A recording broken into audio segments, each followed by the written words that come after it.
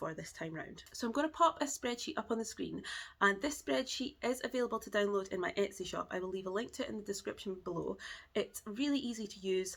I'm going to fill in all my expenses and my income and show you a worked through example of how it can help you budget for your maternity leave.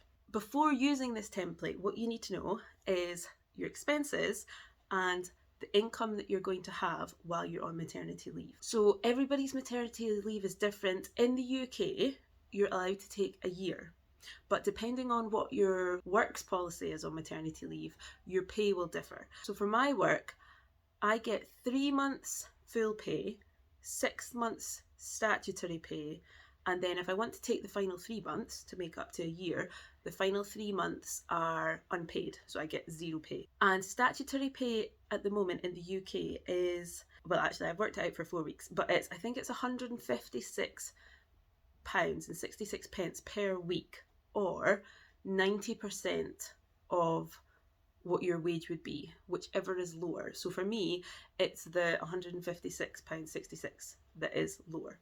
So I have multiplied that by 4, just gone with sort of 4 weeks in a month, and that would give me a monthly payment of £626.64. So that is where I've got my statutory pay from. It's on the government website. I will leave a link to that in the description below as well if you want to have a look. But I'm going to pop the spreadsheet up on the screen and we'll get started. So I'm going to fill in my expenses first, and then I will go back and fill in the salary. Now, our baby is actually due in January, so the way I've got this set out is perfect. If you are going to download this and your baby isn't due in January, then obviously you can change the months at the top here. But my baby is due in January, so that is when my maternity will start, all going to plan. Moving down to the expenses. Now, down the side, I've got your mortgage, your council tax, etc, etc. But if you've seen any of my budgeting videos in the past, I'll leave a link to them in the description below. We have a joint account, and all of our bills, most of our important bills, come out of our joint account. So what me and my partner do is we both send money to that account at the start of each month, and all the bills come out of there. So instead of filling in each of these individually, I'm just going to add in here, joint account, and I'm going to put in what I will be transferring.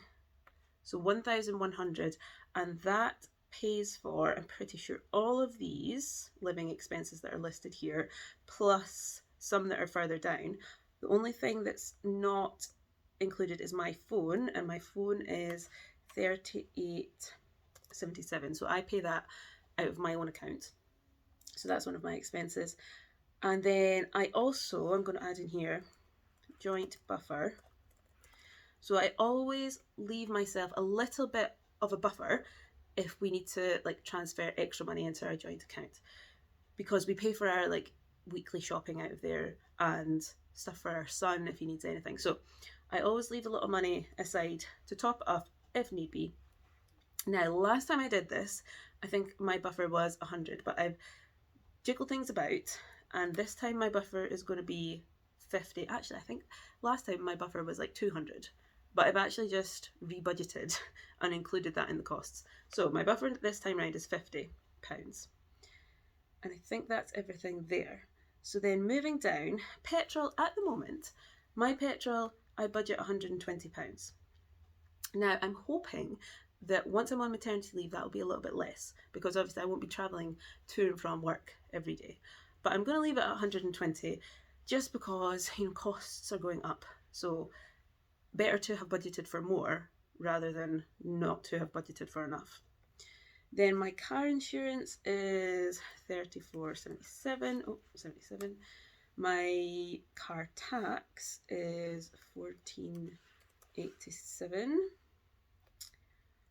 And that's everything in the travel expenses category. Subscriptions, I only have one subscription. I think I cancelled my Netflix subscription ages ago in one of the last money videos that I did. So I only have one subscription. I'm going to put it down here. It's just £10. I don't go to the gym, so I don't have that either. Now, these are some of the ones that I was talking about. So these insurance expenses, they are all covered by the money that I put into the joint account. So I'm not going to type in anything here because it's already accounted for up here. Then going down, credit card, don't have that. student loan. My student loan, and I think it's the same for most people in the UK, if you're from the UK, it comes out of my wage, like before I see it. So it gets deducted from my wage. So I don't actively pay that myself. It comes off my wage automatically. So when I get my net pay, my student loan has already come off. So I'm not going to put anything for student loan there. Then socialising, blah, blah, blah, blah, spending money. I have budgeted for, and I did this last time during my maternity leave, and I think some months I stuck to it, some months I went over. So I've budgeted for £100. We'll see how I go this time. I'm hoping that if my petrol isn't 120 every month, then if I go over my spending money, it'll be sort of coming out of my budgeted money for petrol, if that makes sense. But we'll see. And then also, now socialising and clothing, I'm just lumping that all under spending money. Then savings and investing, I'm hoping to save £50 every month into my rainy day fund. So actually I'll just go and type that in here, rainy day fund. Because I save that currently, so I'm hoping to do that while still on maternity leave as well. And I think those are all my expenses. So what I'm going to do now is I'm going to go back up and I'm going to drag all of these expenses along to December. Yeah, I'm going to drag them all to December because I'm hoping to take the year. In fact, I might also put them in January because that would be a full year, I suppose, January to January. So let's do that. 38.77. Okay, so that is all my expenses for the year. Now, the two extra things that I didn't budget for last time. First thing is baby classes. So when I was on maternity with my son, we did do some baby classes. I'm going to put them down here. Personal expenses. Let me put baby class. Baby class. So we did a swimming class and I'm planning on doing that again this time round. So that was really expensive. We only did one block, but it was quite expensive. It was £180, pretty sure. So I'm going to put £180 in there, and that is for a one-off block of swimming lessons that I did. We also did baby sensory. So I think that was £45 for 5 weeks, I think. So almost like £45 a month. So I'm going to put 40 per month and I'm going to drag that out. And now, like I said, I didn't budget for this last time because I had never had a baby before, so it's not something that I thought about budgeting for. But I am budgeting for it this time because it's something that I know that I want to do. So that is swimming lessons and then also baby sensory for the year. Now, the other thing with the cost of living going up and with our baby being born in January is energy prices. Now, I don't really have a figure for this. I know our energy bill, like everybody else's, has gone up and that is accounted for in this. However, it's going to go up again.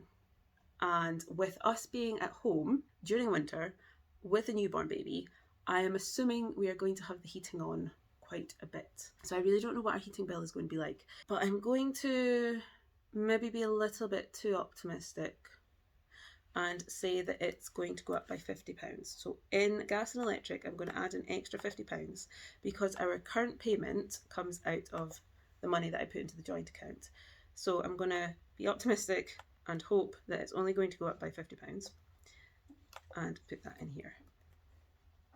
Okay, so those are all my expenses with the extra things that I didn't budget for last time. Now I'm going to fill in the income. So like I said, I get 3 months full pay and then 6 months statutory pay. So I'm going to put in my full pay. Now, when I was on maternity leave the first time, it was a bit all over the place because I don't think you're not actually getting salary. You're getting some kind of maternity pay with occupational pay, I don't know, and they work it out so that it's equal to or almost equal to your salary. So I'm going to put in, I don't know, 2,100 roughly, and I'm going to drag that out over 3 months because I get 3 months full pay. Then after that, I'm going to put in the maternity pay, which is 626.64.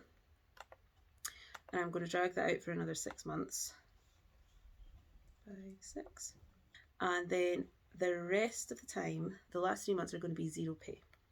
Now, you'll notice here I've put in child benefit, and obviously we get child benefit for our son currently, but we actually put that straight into savings. So I'm not going to include this in this because it equates to zero anyway. I've input all my expenses, I've input my income. Now I will show you how this helps me budget for maternity leave. So down here at the bottom, it tells me my surplus or deficit. So for the first 3 months, I have surplus, so I have money left over. It's the months after that that I'm going to be focusing on. So for all the months that it says I've got deficit, I'm going to write that number down in this blue strip where it says savings needed, and I'm just going to write the positive version. So that's negative 931. I'm going to put positive 931. And it's the same for a few months, so I'm just going to drag that along. There we go. And then 1,558.41. And I'm going to drag that along. Okay, so that is my savings needed part filled in.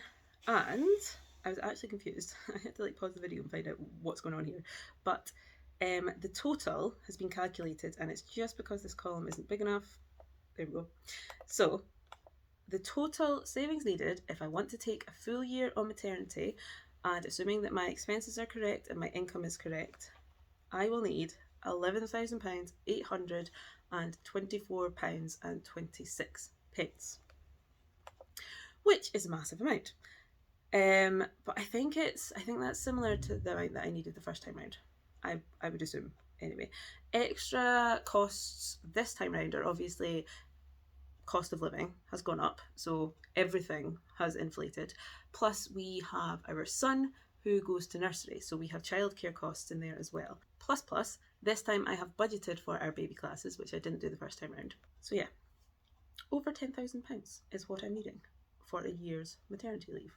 But anyway, that is how I budget for my maternity leaves. That's how I did it the first time round. That's how I'm doing it this time round. Like I said, this spreadsheet is available